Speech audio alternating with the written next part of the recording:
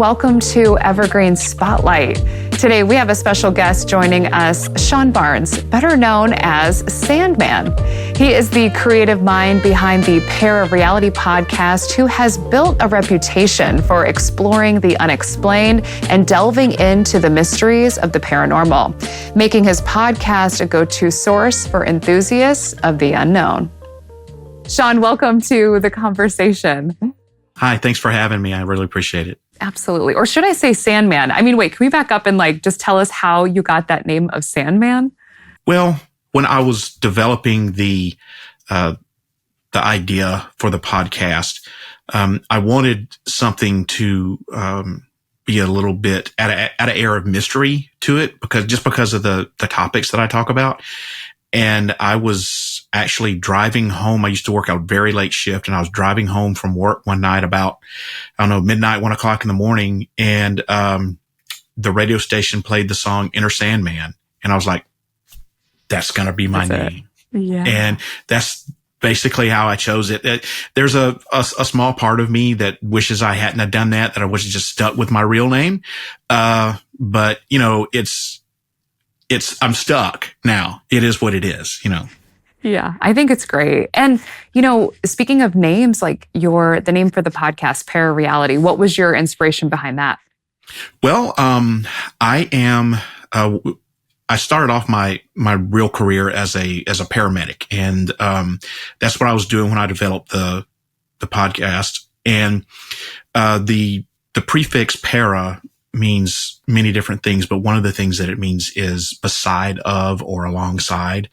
And since I was a paramedic and I was talking about things that were kind of maybe a little bit outside the realm of normal, I thought, well, if this is reality as we know it, and then there's something else that exists alongside of that we don't know what it is, then that would be a great name for a podcast. So ParaReality. So that's how I got it. And you speak about such big topics, conspiracy theories, UFOs, and ghosts and whatnot. And I'm wondering, if you just type any of those topics in, you're going to get a ton of results on Google. So what is something, a resource that you like to use that's reputable? I know you can see a little bit behind me. I have a pretty nice book collection from reputable authors. And a lot of the times I will, reference material that I find in the books. And if they most of them have a website, and I'll go to their website and, source material from there. I also try to use, newspaper websites, magazines, stuff like that, and try to stay away from, Google anybody can have a website, right? And you can put whatever you want to in there. So I try to stay away from individual, private websites. And I have been known to, even, if I haven't established a relationship with, one of the authors of these books, I have been known to send them an email or a text or call them or something and say, hey, I'm talking about whatever. Do you got any input? Anything I need to look up or anything I need to know? Or do you have a website that you need that I should go to?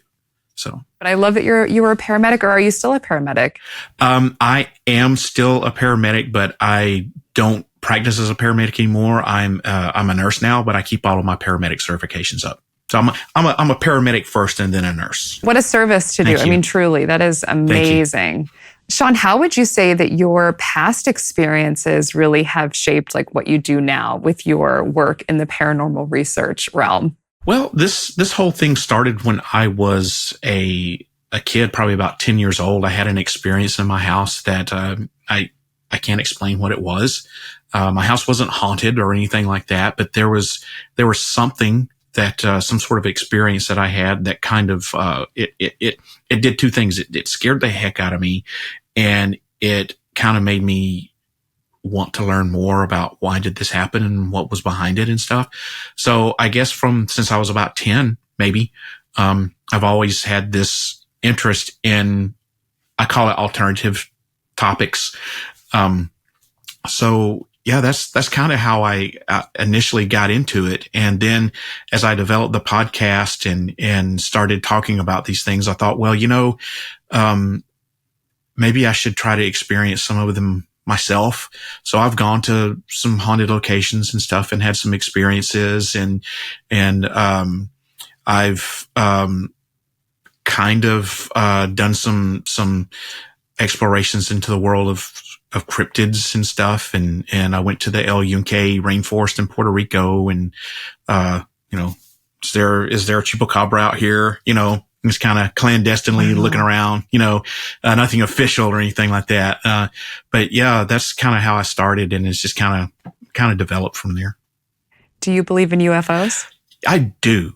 Now, I don't think my jury is still out on whether, we are being abducted and probed and all that sorts of stuff. But I believe that there is life other than ours in the universe, intelligent life, whether it's, on par with us, behind us, or advanced. The universe is just too big for, I think, there not to be.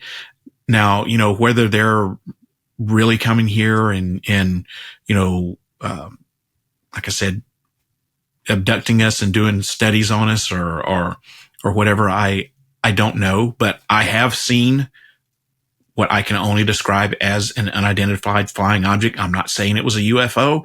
I'm saying I saw something. I don't know what it was. And until I can figure out what it was unidentified. So I've had an experience myself, and there's something there, And you may have had some insight because you're a former U.S. government contractor, and you also have top secret clearance. So can you tell us a bit about that and maybe how that also influences your work now? It sounds a lot more cool than what it really is in real life. So I worked in the 90s, pretty much for the entirety of the 1990s. I worked at what was then known as Fort Rucker, Alabama. It's now Fort Novosel. And that is the home of Army aviation. So if there is a pilot in the Army that's going to fly a helicopter, they get their initial training out there. And if they stay in long enough, or they will do another tour or maybe even two. And it's all kind of what they call rotary wing aircraft. So any type of fighter or non-fighter for the Army. So they still had the Cobras flying then. They had the AH-64 Apaches. They had all kinds of observation helicopters and Hueys and Black Hawks and Chinooks and stuff like that. And part of what I did was I worked out at what's called the Aerial Gunnery Range Complex. So if they were the AH-64 Apache pilots were doing their practicing out there, firing live round ammunitions, I was there.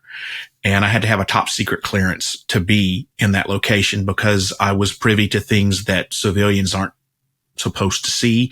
I had knowledge of, not working knowledge of the aircraft, but I had knowledge of, flight patterns and what the aircrafts could do and stuff like that,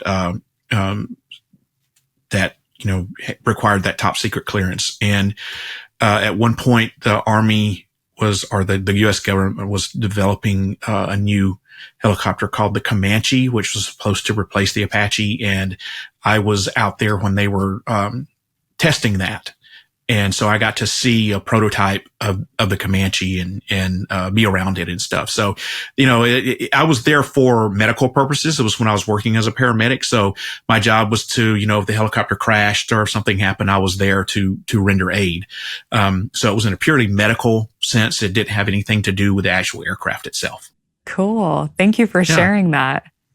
Let's transition to the show. And I'm curious of one or a few of your favorite aspects of really making what your passion is into a podcast.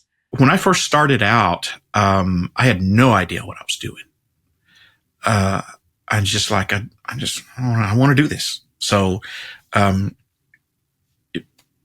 had nothing more than a microphone that you plugged directly into the computer, and that was really about it. And, I think the quality shows in the first couple of years of the show, but, I kind of started out as I'm talking about nothing but like ghost and paranormal stuff. That's going to be just what I talk about. And I have evolved so much, and I talk about all kinds of things. So it's just really whatever interests me at the time.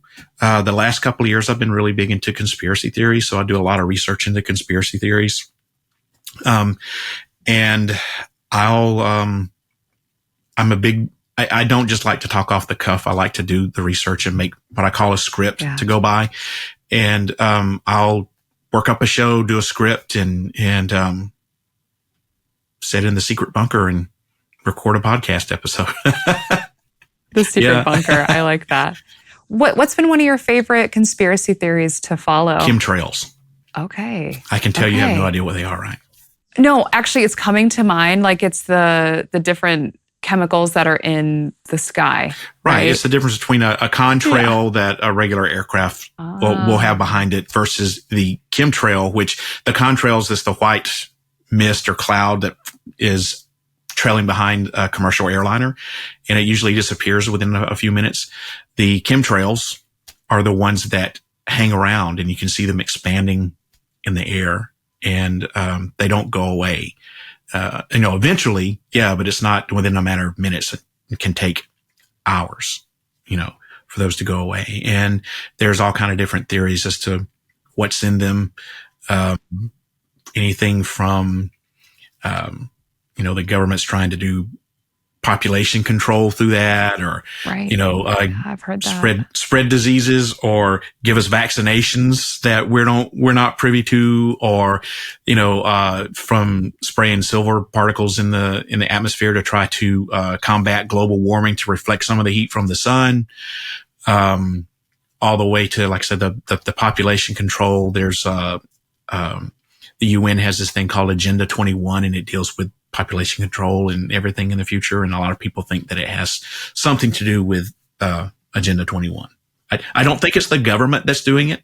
I think it started out that way, but they've, like everything else the government does, is they've outsourced it and probably lost a little control over it.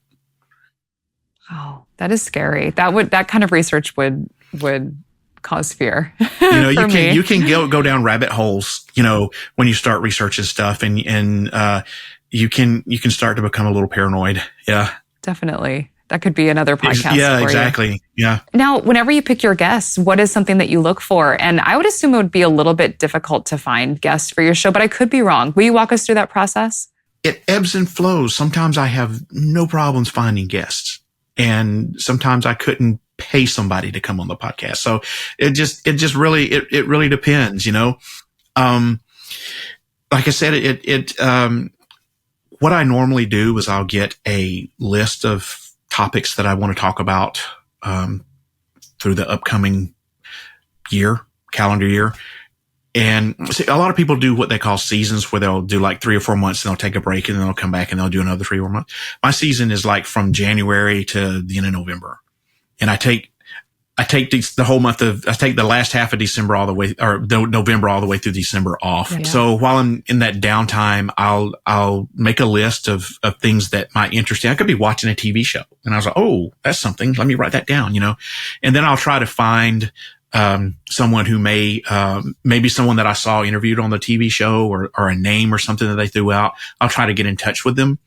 It's a crapshoot 50-50. Smart. Sometimes they respond, sometimes they don't. And I get, people who have, publicists who will, I don't know how they find me, but they do. And I'll get emails randomly. It's like, hey, so-and-so's got a book, or so-and-so's on a lecture tour, or, somebody wants to talk about this and we think it'd be a good fit for your show. And so, yeah. That is so cool. I love it whenever, people reach out to you. That's probably the goal. Yeah, it's much easier for me, for sure. Well, let's go into our rapid fire. What do you think? Let's do it. Okay, so just fun questions. Don't take them too seriously. A moment on the show that gave you goosebumps. Oh gosh, I thought you said this wasn't going to be hard. Right out of the gate. Yeah, that probably is a hard one. I was talking to a guy. I did a show about spontaneous human combustion long time ago, and one of the guests that I had on was talking to me about theories behind that, and was telling me about a case. And I can't really remember the specifics of it, but I just remember it like creeped me out. I got a little, shudder from. Yeah. What is a paranormal myth that you would like to debunk? The latest trend, believe it or not, the paranormal has trends. And the latest trend, thanks to a very popular television show, which I'm not going to name, the host of that show has made it popular over the last probably 4 or 5 years that everything is demonic and that there's demons everywhere.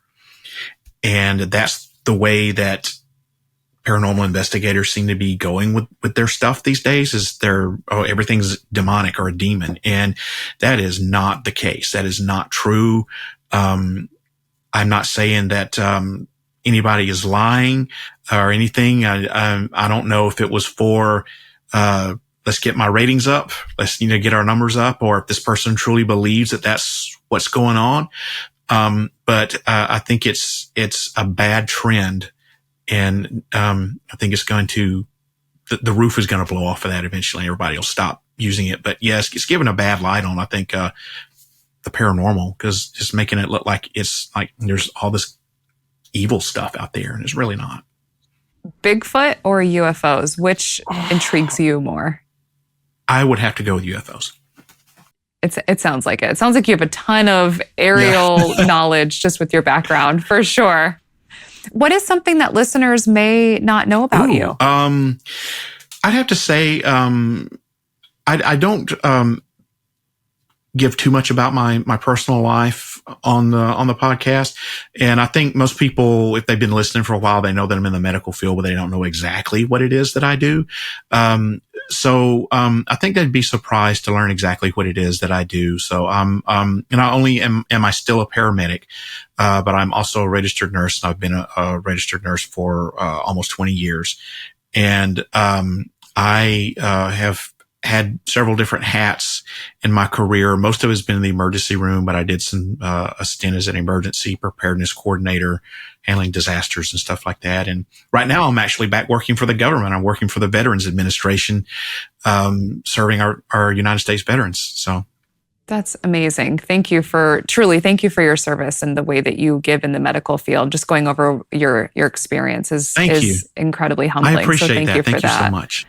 And last rapid fire question. What is your preferred style? You mentioned old school radio, listening in your car before, or have you now totally turned podcast? It's totally podcast. That's just the way it goes these days.